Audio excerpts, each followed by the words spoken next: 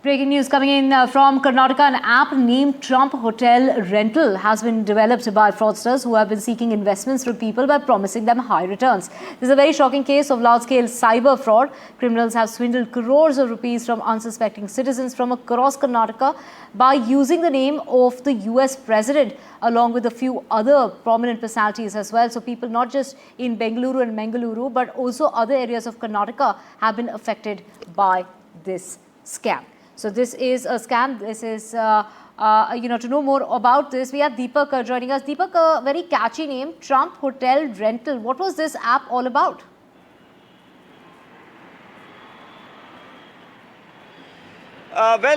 This was a Ponzi scheme of sorts, and they've used a mobile application to basically cheat people. We've seen multiple apps, predominantly trading apps in the past, employ, such ways. And here, they've almost, of course, duped people using the name of the US President Donald Trump, using more images of him with world leaders, and trying to lure people that this is a genuine, scheme or a genuine app which is going to give people benefits through various programs. They initially, of course, have people register. Upon registration, they used to refund a certain amount of money, and then also ask, the people who download this app to invest certain amounts, and initially started even paying out certain amount of interest, which was quite exorbitant.